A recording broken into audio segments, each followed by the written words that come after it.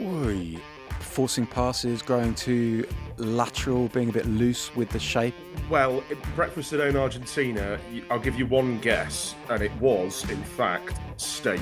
Half the squad, 2/3 of the squad get better. The other players struggle. It was almost like that thing from Breaking Bad. You can't keep getting away with it. Fingal and Einhorn is what I nearly said, and then he dropped an Ace Ventura reference in there. Things that kill coaches are when people make the same mistakes over and over again. It seems like some of this is guys are getting more familiar with each other. Go.Compare, proud sponsors of the Welsh Rugby Union, are delighted to power the Telegraph Rugby Podcast this summer. Go.Compare is here to support fans on their journey to satisfying insurance. Whether you're looking for the right cover for your car, home or travel plans, get peace of mind knowing you've got an expert by your side every step of the way. So, stop overpaying and start comparing with Go.Compare. Hello and welcome to the Telegraph Rugby Podcast.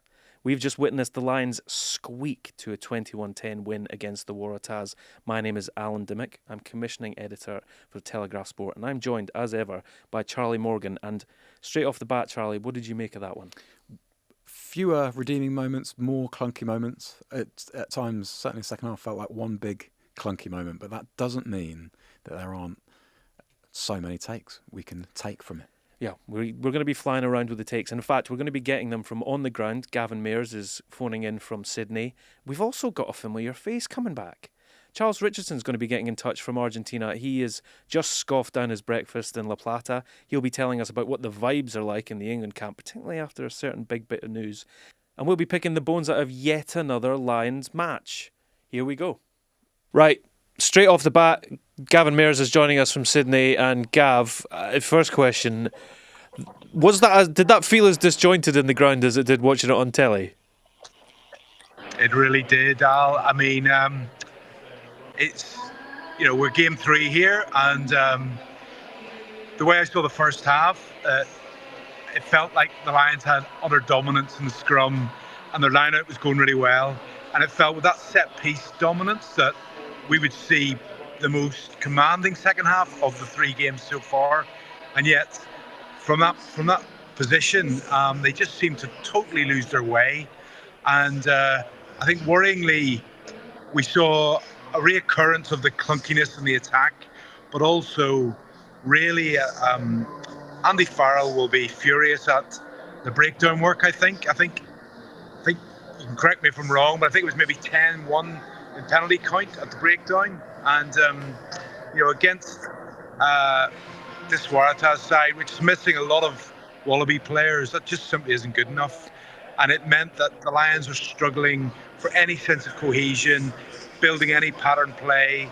And I think you could sense as the game went on, changes were made. I think the players realised that this game was just so far from the standards that they would have wanted to set. And they ended up making, compiling errors on error. And we finished the game tonight thinking it's time really for Farrell to concentrate on the test team on Wednesday. Yeah, it's really interesting you say that. Takeaway after the game felt like, well, some lads, or maybe the whole group, are due an absolute rocket from Farrell. And he's a guy that has fire and brimstone within him. And he's obviously been in charge of managing everyone. I suspect that, there'll be some loud words said after this game, and then maybe they'll tone it down a little bit. I think there's a lot of guys who will be dreading the review session after this one. Interestingly, at halftime on the interviews, we heard from Wigglesworth, and he was talking a lot about the breakdown work and losing the contact area. Well, that didn't get any better in the second half, and that's one of those things where, the Waratahs are scrappy, a lot of big names missing, but it felt like you could put your money on gamble for a start from the Taz. It felt like they really enjoyed themselves at the breakdown and that underdog role there. How do you think that, you're right, focusing on the test team, but stuff like that, okay, set piece was an issue in previous games, they looked like they were right on top with that, but now breakdown's got to be a massive focus, doesn't it, with your guys that you think are the test starters? It does, Al, and I think as well, a little bit of the disjointed, the lack of cohesion in their attacking game, I think contributed to that, because I think there's a number of times you saw the players force a pass, maybe put a player into a gap, but the support wasn't there, and the Waratahs were able to get over the ball quickly and win that turnover penalty. And that's just a lack of understanding of where the attack is, and having those, you commit to that play, you need to know that the support is there. So I don't know, it's Saturday game against the Waratahs. We're used to thinking this stage in the tour we start to see, and I thought my pre-match predictions were that the Lions would really start to see a lot more dominance, not just set piece, but in their attacking play. And it just didn't happen tonight, Al. And as I say, we get to a stage in the Lions tour where you see half the squad, 2/3 of the squad get better. The other players struggle with the intensity of the competition and the environment. And I think we're seeing some guys struggling now to sort of really grow into the Lions shirt. They're not growing into the Lions shirt. And we're seeing a side that just didn't really function as a unit. Okay, that's an interesting point, because one of the big question marks going into this was, who the hell are they going to play at 6? I don't think we answered that question tonight, did we? Or maybe we did, from someone who wasn't playing grew in stature from just not being involved in this game. Yeah, I mean, it was a real shame Henry Pollock had to pull out before kick-off with his injury. And again, I'm sure that would have played would have had some influence on the breakdown work, I think, because you're forced to make changes at the end. I don't know. To me, if you're looking at 6, we're going to get down to does he want a line-out option at 6? And at the minute, Ollie Chesham is looking to me like the foreign player there. Interesting. You've got Joe McCarthy knocking down things to try and get in that second row. Maro responded brilliantly on Wednesday. So, the options there in second row and at 6 getting really, really interesting. Yeah. Is there anyone from this game that you would put in a performance today that rates highly for you, though? It can't all have been bad. Well, I think, and you'll be pleased with this, I think Hugh Jones, we saw him, he's finished 2 tries well, but I think he looked more confident and at ease. You could. I think he's one player that struggled a little bit in the early games, but we saw the best of him tonight. Alex Mitchell was another player who was busy and lively, took his try well, always tried to keep the tempo of the game up. But I think another point worth mentioning is the fullback, because Hugo Keenan made his first start of the tour tonight. He played 50 minutes. It didn't feel like he was anywhere near his best, and that will be a concern for Andy Farrell. Blair Kinghorn, the other fullback options on the wing, had some moments, but again, we're going to get to the point where I think Blair Kinghorn's going to have to start on Wednesday at fullback to see how he goes. And the other thing is, I think, we saw Owen Farrell in the crowd tonight. What impact he will have when he gets involved with the team, trying to lift, confidence. There'll be some tough words tonight. He will come in, bring his experience, and I think we might see him even involved off the bench on Wednesday, because we're going to have to see him play some rugby, aren't we? The Lions need options at 12, Al, and I think that was obvious tonight as well. Okay, brilliant. And just before you shoot off, just very quickly, hot takes from this in terms of style of play, because you've seen them trying to force a couple of things in attack and it's still not coming off. We're getting closer and closer to this test series. Do you think we're going to simplify things, or is it a case of just doubling down again and going harder, but with just the personnel that are more trusted? Because there might need to be some tactical changes maybe from here. Yeah, so I think it's 2 key points here, Al. Like, the Lions are holding stuff back, so we Joe Schmidt will know that. We know that. There's a wicked school of thought going around that when we get the test side, we're going to see a very narrow kicking game by the Lions, having sort of done all this fancy dance stuff in the tour matches. But no, I think, Andy, we can see that there are Ireland themes throughout their attacking ambition, and it's not an easy thing to get up to speed within 2 or 3 weeks for the players not involved with that. As we get, well, we'll see in terms of that cohesion how many Ireland players end up in the back line. That's the thing for me to look out for. But no, I think there are too many good players, Al, in this side for this side not to play rugby, and we've seen glimpses, against the Western Force last Saturday. We saw some fantastic finishing, and the ball being moved from deep and with precision and speed. That they're capable of doing that, and there will be tactical switches without doubt. But I hope anyway, in terms of what the supporters, the Lions fans, are starting to amass in Sydney, and we're now 2 weeks out from the first test, and I think everyone wants to see a brilliant attacking test series, and I hope we get there. Okay. Gav, thank you very much for stopping by. Go give him hell in the press conferences. Gavin Mairs, everybody, joining us from Sydney. Cheers. So we just had Gav there. That was lickety split because he had to go off to the press conferences, so we rattled through it. Now Charlie's rotating back in, and Charlie, from a technical point of view, why was that so sloppy? Forcing passes, growing too lateral, being a bit loose with the shape, and loose in terms of not having those two outlets, not having the precision of angles off 9 or 10, and when they went deeper. You have to credit the Waratahs for they scrapped extremely hard at the breakdown. Charlie Gamble was superb moustache, superb disruption on the deck, and all of it added up.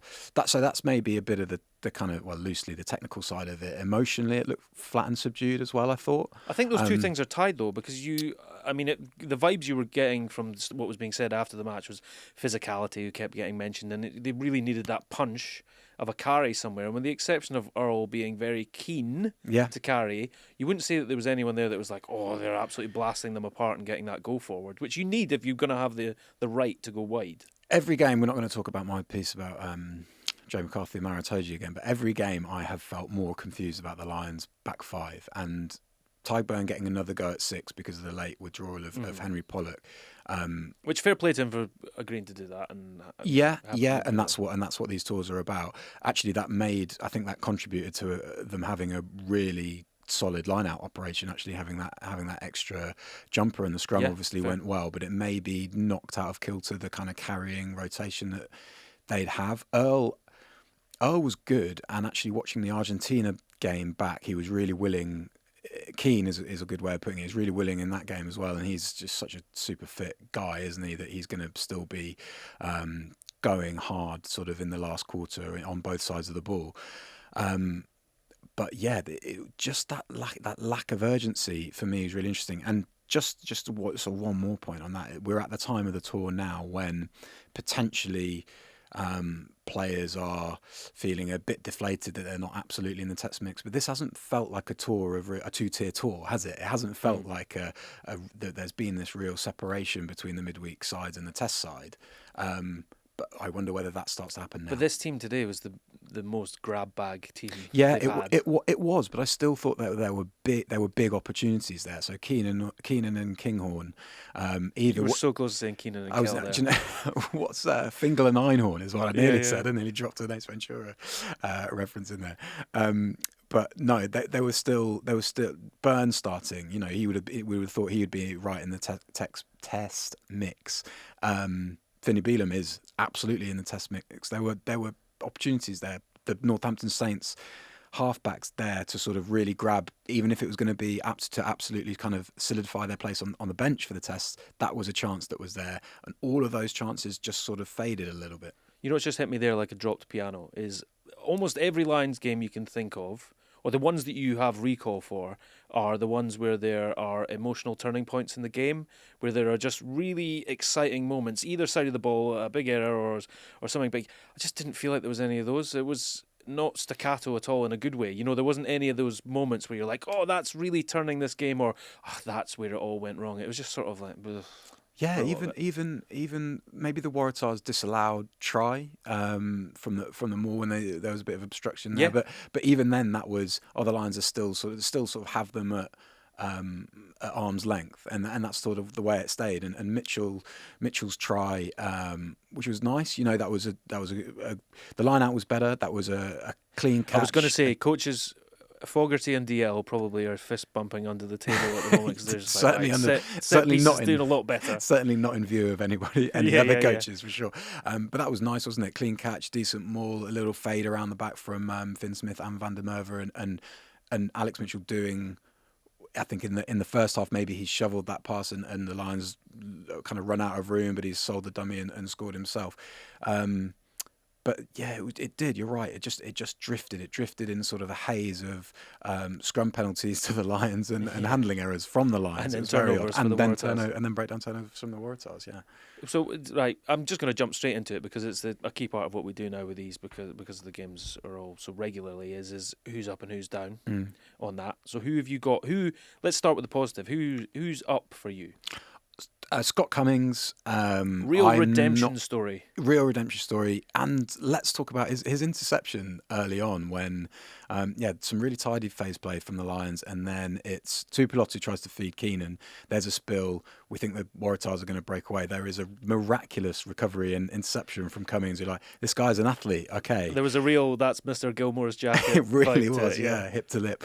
But he was sort of quietly accurate for the rest of that game, which really impressive considering that he bore the brunt of criticism for the restarts kind of disaster show that was the Force game.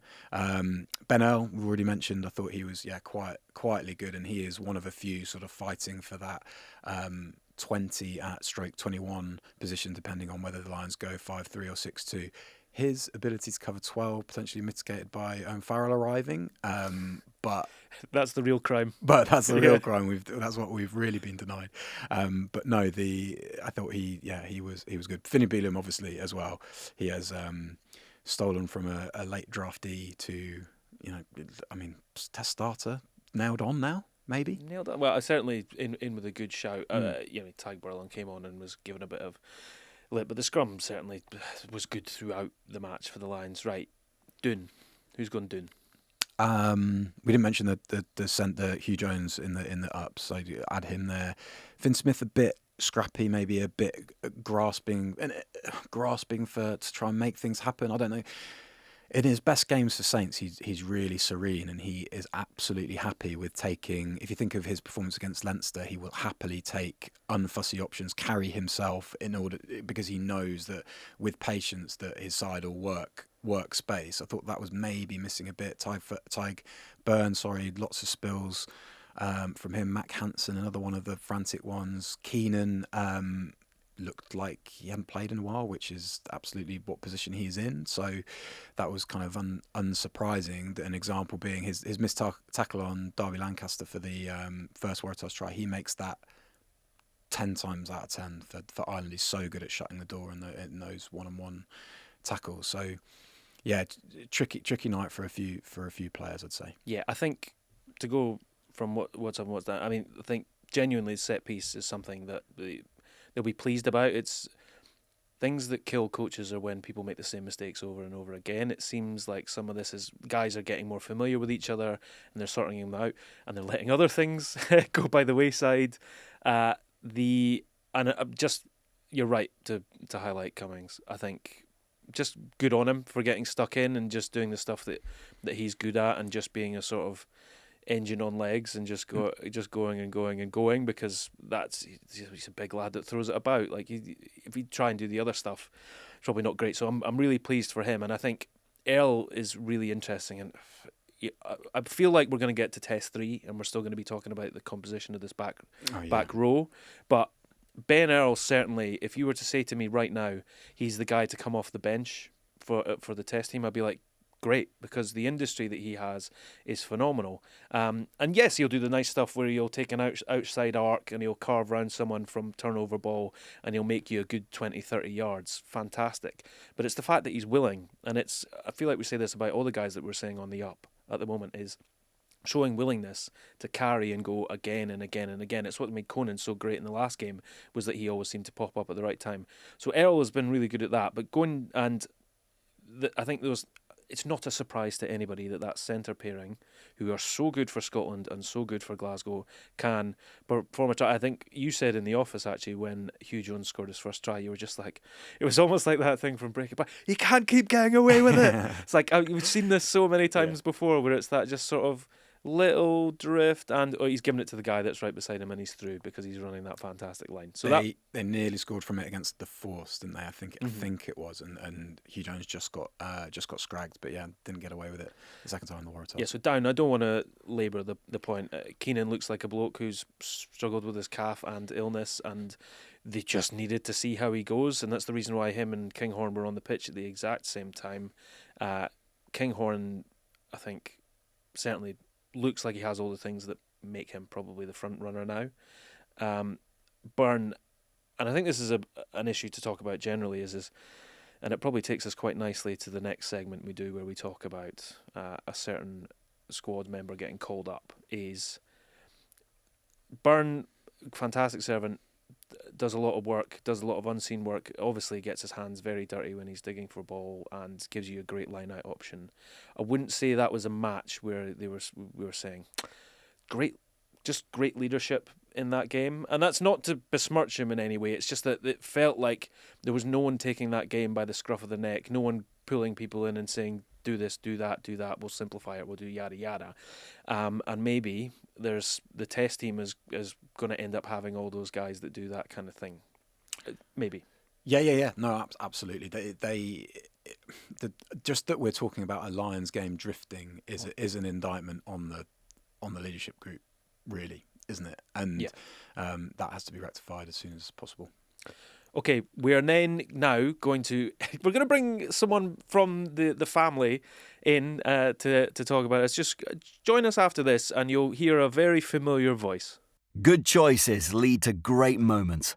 Like when a clever dummy pass leads your team over the try line to victory. Making a savvy move and finding the insurance for you can feel like a win. Go.compare can help you take control of your financial decision-making. Get quotes in minutes and switch to more satisfying cover with confidence. It's your safety net. Sorted. Rugby teams don't run the same moves week in, week out, so you shouldn't just let your insurance auto-renew out of habit. Explore your options and see if you can score an even better deal.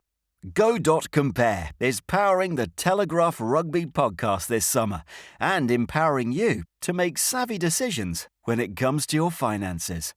Well, it's a pleasure to say that we are joined by the master of La Plata, the man himself, Charles Richardson. And first, before we get into any rugby whatsoever, I want to know what you had for breakfast today in Argentina.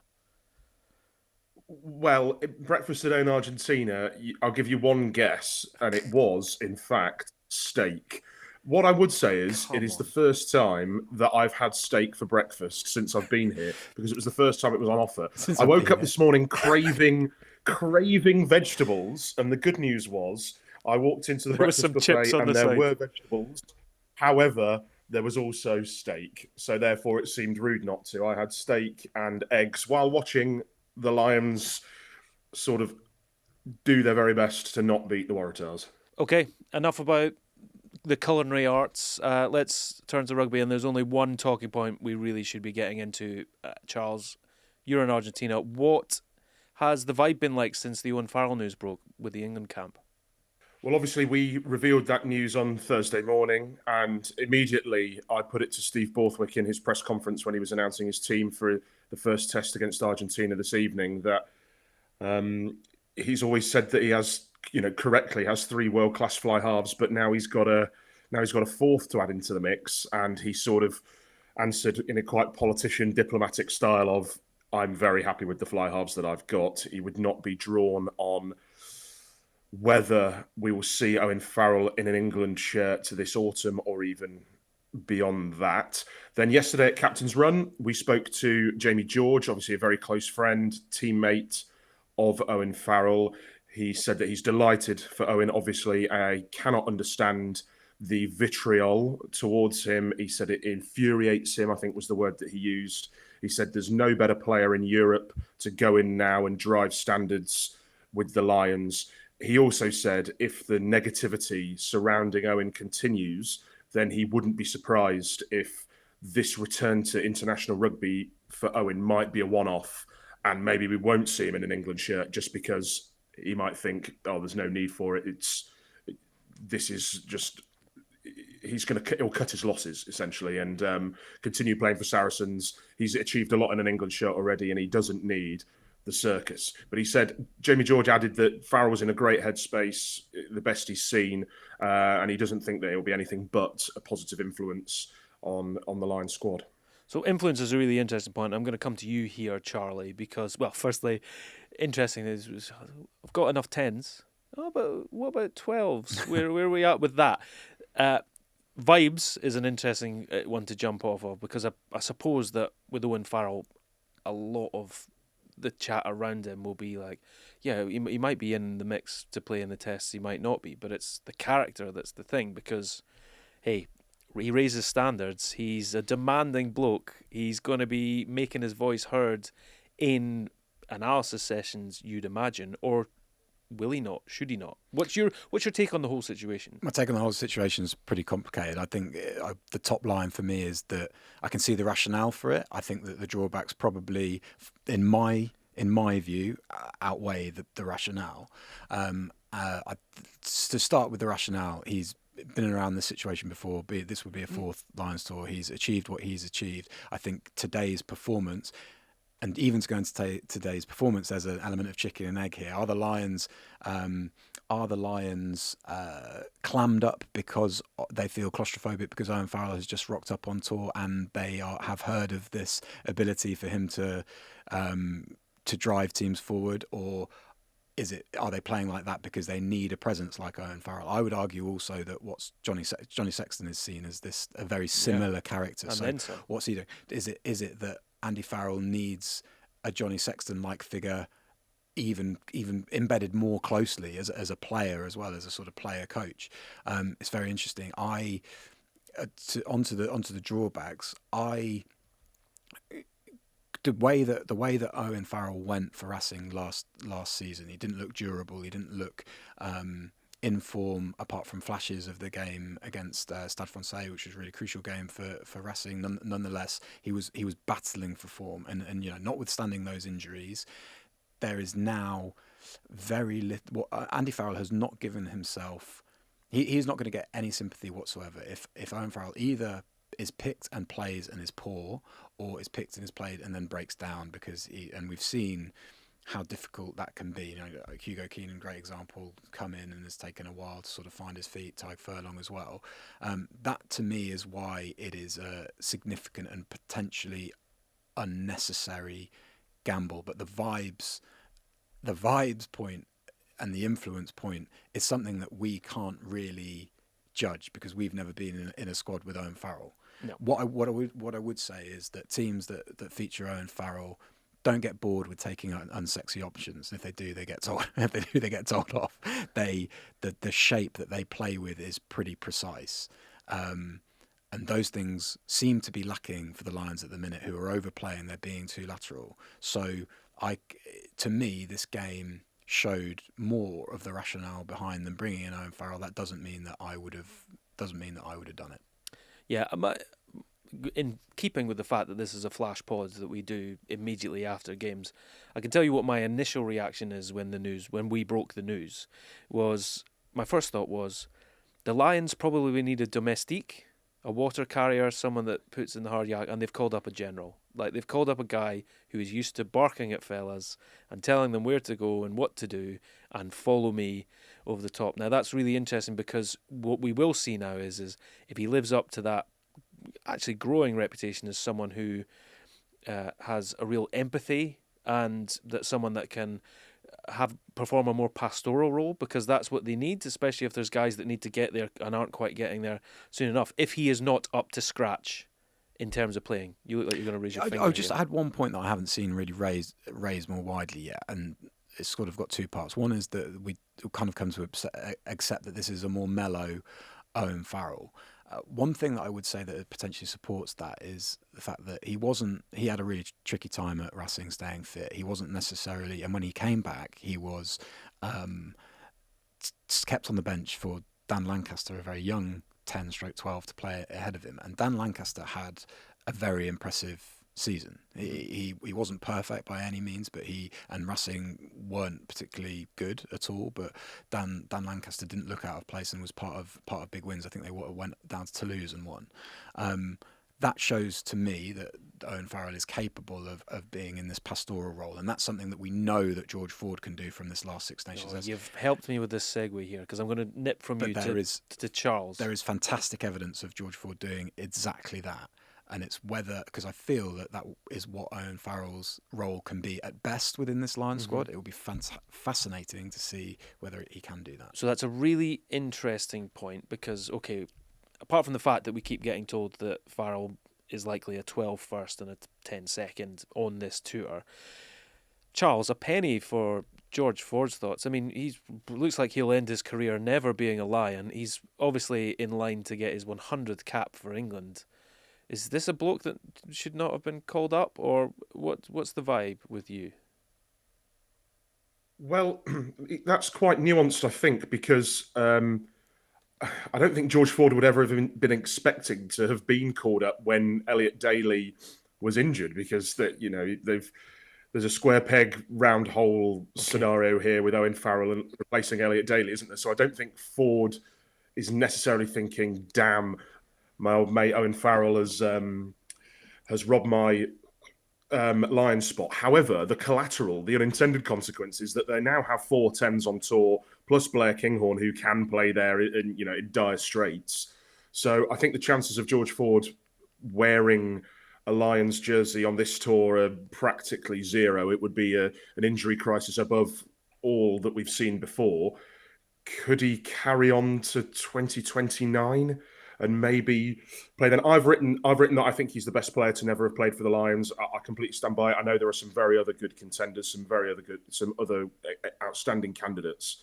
But I mean, he is really an immaculate professional. Jamie George said yesterday that during the Six Nations, when George Ford was coming back from injury and he wasn't really playing for England, Jamie George said he'd never seen anybody training like George Ford. He said that George Ford was running rings around the starting team. Sort of poses the question as to why, therefore, he wasn't playing, but that's history now.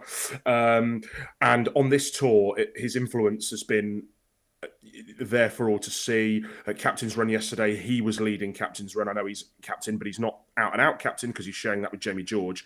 But he is across everything: attack, defence, tactically, strategically. Bumped into Lee Blackett, who's the Bath attack coach, who's temporarily coaching England on this tour. Bumped into him in town the other evening, and it was the first time he's worked with Ford, and he was overawed by him. And this is a man who has gone from working with Finn Russell, another, incredible, one-of-a-kind rugby mind, and he's just been overawed by George Ford and his mind, his approach, his professionalism, and what he's bringing to this squad. And I think that there's a real cruel irony that it is, in a sense, Owen Farrell who has prevented Ford from becoming a Lion, but I don't think it ever would have been on Ford's radar when Daly got injured. I don't think Farrell was on anyone's radar when Daly got injured, except for, I think we all thought at some point Owen might get called up, but I don't think anyone really thought it would be for Daly when the Lions look quite light at fullback anyway. I'm just going to stick with you, Charles. It sounds like you've been hobnobbing with all the England guys. Maybe you're effectively part of the team now. What are you looking forward to seeing? By the time this podcast goes out, we'll be a few hours away from kickoff. You might even be listening to this after England have played. But from where you're sitting right now in La Plata, what are you most excited about seeing from this England team? I'm really excited about seeing a young, fledgling, fairly inexperienced side going into the Lions' Den, we visited this stadium yesterday. I've not seen stands as vertiginous as the ones at this stadium in La Plata. The place is going to be absolutely bouncing, sold out, very passionate, very verbose fan group in Argentina, as we know. And basically, Steve Borthwick's spoken about test match animals before, but what I'm hoping to see is people stepping up in this atmosphere when their backs are going to be against the wall in this sort of the Colosseum, the sort of Roman Colosseum, a gladiatorial arena, and the front five, a young front five, stepping up against the odds. You've got uncapped centre in Seb Atkinson. You've got uncapped wing. There's not a lot of experience in the starting 15, and really, Jamie George said yesterday, "We're not here to play well and lose. We're here to win." I actually sort of think, given the expectations, given the fact that Argentina are favourites, I just want to see England be brave, courageous, go out there, give it a real go, leave nothing out there.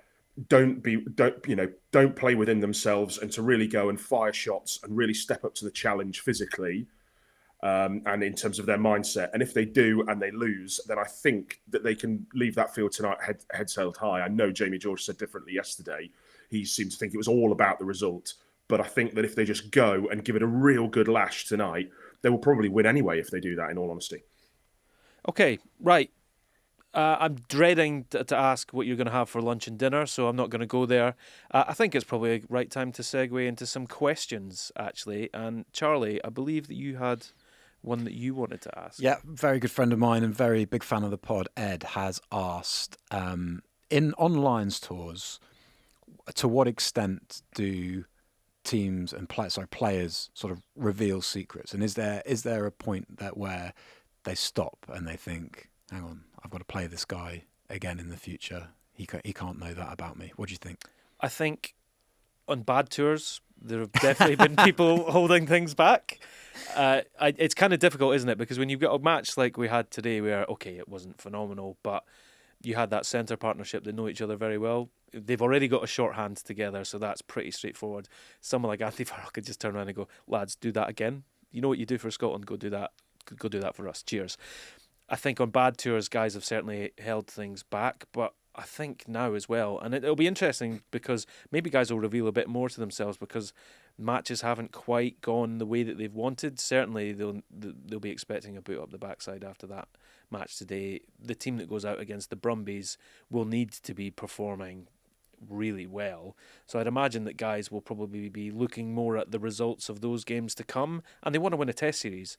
And the Lions haven't won a test series since the last time they were in Australia. So they'll be desperate to get results. So I imagine there'll be a lot of open sharing. But when things have not gone great, like I imagine in South Africa, there was probably a few guys that were holding some stuff back because firstly, the game plan that they were having to play with was pretty limited and they wouldn't have enjoyed it so much, and maybe some of the stuff they wanted to share wouldn't have helped that much. But then again, I was going to say two things on this. So first, it was 2013, I think, where Warren Gatland said that he expressly brought Andy Farrell as defence coach rather than Sean Edwards because he wanted to learn about England's defence, which is great stuff from Gatland. And the almost, I think, the coolest, the more sort of interesting concept of sort of sharing are when players who play for the same club go and then play against each other in the Six Nations. Because I'm sure, well, I know for sure, having spoken to sort of Premiership coaches, that Premiership coaches have been watching games between their own players at test levels, like during the Six Nations, and going, he's just foxed his own teammate there because he knows how he defends or knows their habits. Charles, I've got a question for you from Ross Petty, who asks, did this feel like one of those Rugby World Cup warm-up games when players know or have a feeling that the squad for the test has already been picked? It certainly had a feel of a Rugby World Cup warm-up game, but I'm not sure if anyone would quite know the squad yet. And even if they did, I'm not sure that team selection today necessarily gave us much of a clue of it because, I mean, there were a lot of people who played today who most people would have certainly in that 23 and a good handful in that starting 15, certainly before the game today. I mean, one of Kinghorn and Keenan both played, and one of them surely will have to start at fullback. So yeah, I mean, it was a bit of a strange one, wasn't it? I think the team. I don't think Kinghorn and Keenan can play together in the back three again. I think there was a bit of a lack of cutting edge there because they're both intelligent rugby players, but there was a bit of a lack of threat almost in that back three with those two there. And I think that a team selection, and I know they were forced into a late reshuffle with Henry Pollock dropping out, but I'm not sure that you can have that back row, Byrne, Van der Fleer, Earl, with those second rows again. It was noticeable when McCarthy came on and when Genge came on, and I know he got isolated a couple of times and it was all a bit clunky, but we mentioned this on the pod last week. They are struggling a little bit for ball carriers up front, and there was a real noticeable shift when McCarthy came on. Cummings did his best, but he was sort of on his own, almost fighting a losing battle because the rest of them were all very loose ball carriers, and there wasn't really anyone stepping up in the tight and getting the Lions on the front foot. Charlie, can I ask you to put your Joe Schmidt mask on? Try and think like he would. Because we're talking an awful lot about the Lions guys. Some Wallabies were not playing today for the Waratahs. One guy who was Taniela Tupou. Mm-hmm. What did you make of his performance? Because there was a lot of attention on him. And actually, just generally, what kind of takeaways do you think Joe Schmidt gets from a game like that today? I think to start with that last bit, I think they're going to go hard at the breakdown, the Wallabies, and I think they're very well placed to do that with McWright, Tisano potentially. He's coming off the bench in the Fiji game, isn't he, tomorrow? And he's an option to do that again. As for Tupou, Schumann had his number. I thought there was a nice bit of work from the base of a ruck in the lead up to Derby Lancaster's try, but we didn't necessarily see a lot of any burst away from a maul, didn't he? At one point that caused the Lions a bit of damage, but I didn't think that wasn't necessarily a performance that demanded him back in the front line mix for the tests. I wouldn't have thought, not like somebody like Dylan Peach had for the Force. Charles, I'm going to ask you a super quick one. There's a question here from Jack about the number of handling errors in close contact. Do you think we'll see the Lions tone it down a little bit in games to come? No, I don't think so. I think there was a number of those handling errors today which came from just like a concentration, really. The one that stuck in my mind as being the most disappointing was Tuipulotu at the line hit Byrne with a really gorgeous, subtle no-look tip-on that Byrne spilled, and it was in the breadbasket, and clearly that has just come from Byrne not concentrating, because he must know that Tuipulotu has that ability in his locker. I mean, the first try that they scored, the first Hugh Jones try, came from a very similar play and a very similar pass. He must know that although Tuipulotu is looking the other way, there is every chance that the ball might be coming to him. And really, those passes have got to stick. And you can't say to Tuipulotu, oh, that wasn't on, or don't throw those passes, because really, that is an immense skill that he has, that is a super strength almost to unlocking the defence. And Byrne would have been through like Jones was in the first half. And really, it's a concentration thing, and it's obviously these players have not played together before, and then maybe just there's a 1% lack of cohesion. But I think you've got to stick to how you're playing now, because you're too far in to rip it all up. I think they are too far in to rip it all up. I don't think we'll see them go more conservative. I think, if anything, those passes just need to stick. They need to find a way to get everybody on the same wavelength. Well, Charles, thank you very much for joining us from Argentina. You continue to rip it up whilst you're out there, particularly with the Osada. Enjoy the match tonight. You can keep your eyes out for what the dispatches come from Charles on the Telegraph Sports website. You will expect fantastic flowing words from him on how England do against the Pumas.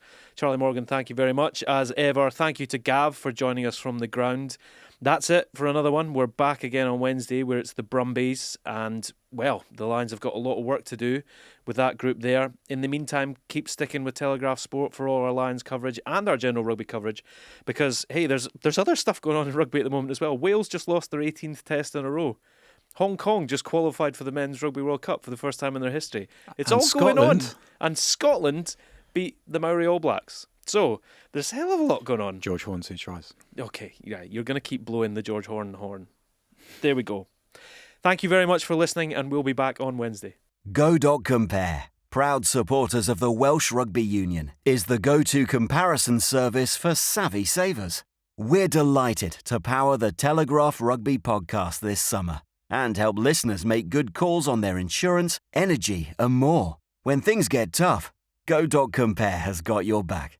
Get quotes from dozens of insurance providers and compare cover to make sure you're getting the right deal for you. Start your search for satisfying insurance at Go.compare.